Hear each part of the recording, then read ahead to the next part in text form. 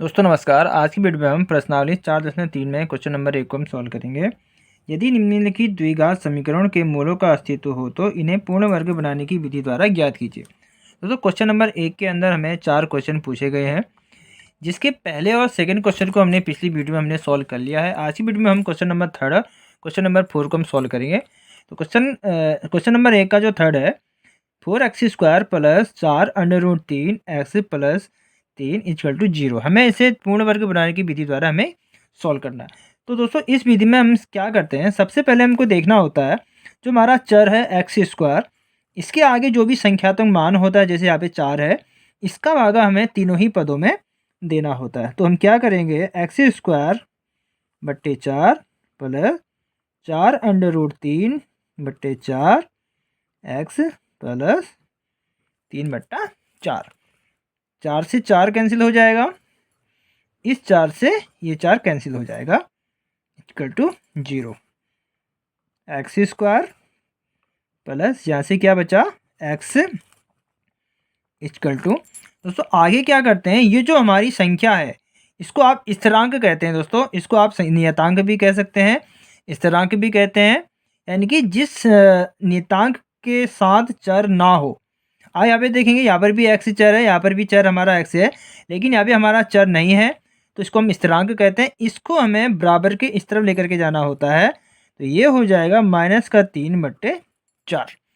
Sorry दोस्तों, यहाँ पे थोड़ा मिस्टेक हो गया है, यहाँ पर √3x बचेगा। ठीक है, हम यहाँ पे √3 लिखना भूल गए थे, सॉरी दोस्तों, हमें ध्यान नहीं रहा। ठीक है, यहाँ पे √3x बचेगा। तो हमको क्या करना होता है, इस x का जो भी संख्या होती है इसका हमें आधा करना पड़ता है, और उसके बाद जो भी संख्या आएगी उसका स्क्वायर करके दोनों ही तरफ हमें जोड़ना होता है। तो हम यहाँ पे आपको करके दिखा रहे हैं, ये थोड़ा रफ कार्य है। तो हमें क्या करना है, √3 का हमें आधा करना है। अगर आपको किसी भी संख्या का आधा करना है, उसमें आप 1/2 से गुणा कर दीजिए, उसका आधा निकल के आ जाएगा। तो हमारा आधा क्या आया, √3/2। अब हमको करना है इसका स्क्वायर। ठीक है, स्क्वायर करेंगे तो √3 का जो स्क्वायर होगा, तो √3 का √3 में गुणा करेंगे तो अंडर रूट हट जाएगा, ये बचेगा 3।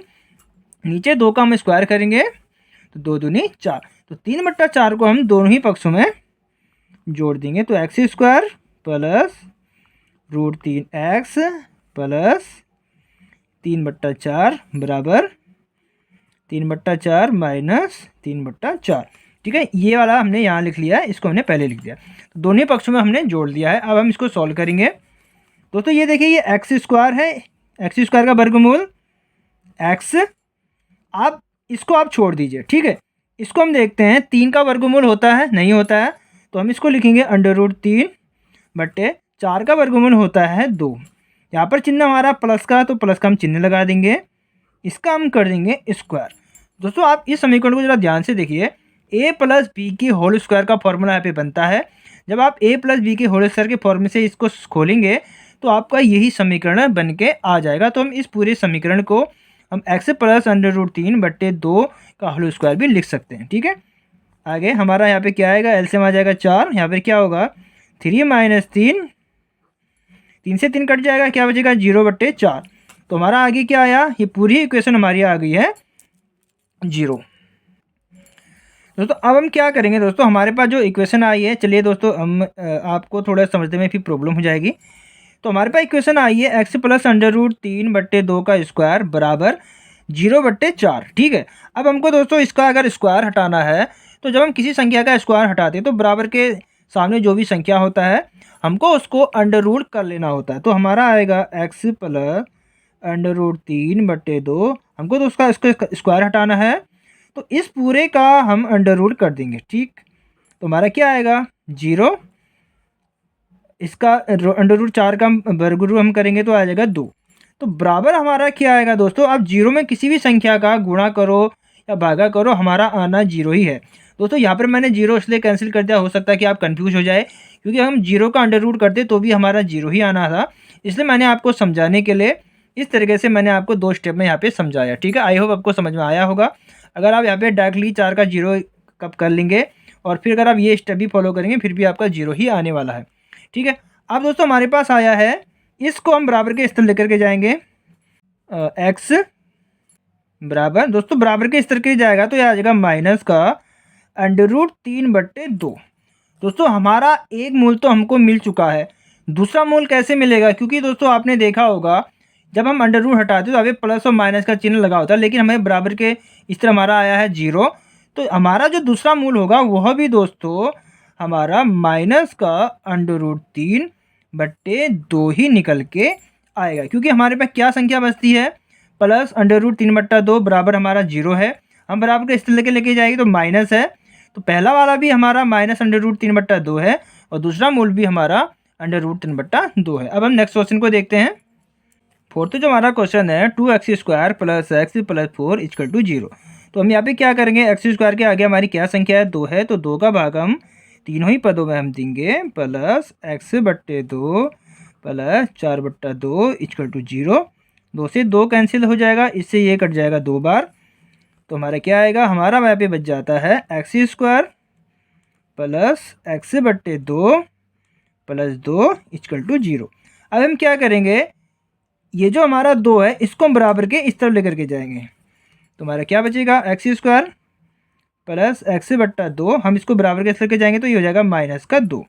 दोस्तों अब जरा आप ध्यान से समझिए, जैसे हमने इससे पहले किया था, हमको क्या करना है, ये जो हमारा चर है जिसकी घात 1 है, इसके पास जो भी संख्यात्मक मान होती है, संख्यात्मक मान इसके पास क्या है? 1/2 है, तो 1/2 को हमको करना होता है आधा। मैंने आपको इससे पहले भी बताया था, किसी भी संख्या का अगर आपको आधा करना है उसको आप 1/2 से गुणा कर लीजिए, वो उसका आधा आ जाएगा। इसको सॉल्व करेंगे, 2 3 4। अब हमको ये करना है इसका वर्ग, तो आ गया हमारा 1/16। अब 1/16 को हम दोनों ही पक्षों में जोड़ देंगे, प्लस 1/16 बराबर 1/16 माइनस का 2। ठीक, अब हमारे पास क्या इक्वेशन आ रही है दोस्तों, अब हम इसको यहाँ पे सॉल्व कर लेते हैं। इसका हम एलसीएम 1 मानेंगे तो हमारा एलसीएम आ जाएगा 16, यहाँ पर बचेगा 1 माइनस 16 से नीचे गुणा कर रहा है तो ऊपर भी हम 16 से करेंगे तो ये हमारा आ जाएगा 32। ठीक, आगे हमारा क्या आएगा? अब दोस्तों इस इक्वेशन को जरा ध्यान से समझिए, ये x² है, x का वर्गमूल x², 1 का वर्गमूल 1, 16 का वर्गमूल होता है 4, 4 का वर्ग 16। यहाँ पे चिन्ह क्या है? प्लस का, तो प्लस लगा लेंगे, तो हमारे पास क्या आया? x + 1/4 का होल स्क्वायर भी इस पूरे समीकरण को लिख सकते हैं। अगर आप इसको a + b के होल स्क्वायर के फॉर्मूले से खोलेंगे तो आपके सामने यही इक्वेशन आएगी। तो बराबर हमारा क्या बचता है? हमारा यहाँ पे 32 में से हम 1 हटाएंगे तो ये हमारा क्या आ जाएगा? माइनस का 31/16 आ जाएगा। दोस्तों आपको एक चीज़ का ध्यान रखना है, जब आपके बराबर के इस तरफ ये जो हमारा सॉल्व किया हुआ आंसर है, अगर यह ऋणात्मक में आता है तो इसका मतलब है ये जो भी द्विघात समीकरण है, इस द्विघात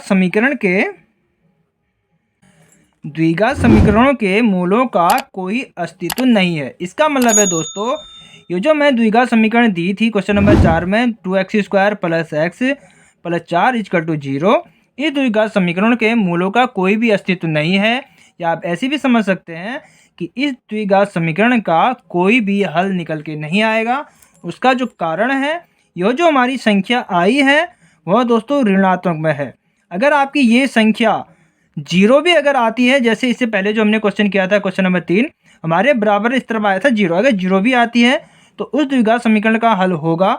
अगर यह ऋणात्मक में आए, चाहे ऋणात्मक में यहाँ पर एक ही क्यों ना हो, तो उस द्विघात समीकरण का कोई हल नहीं होता है या कोई अस्तित्व नहीं होता है। ठीक है, आई होप दोस्तों आपको समझ में आ गया होगा।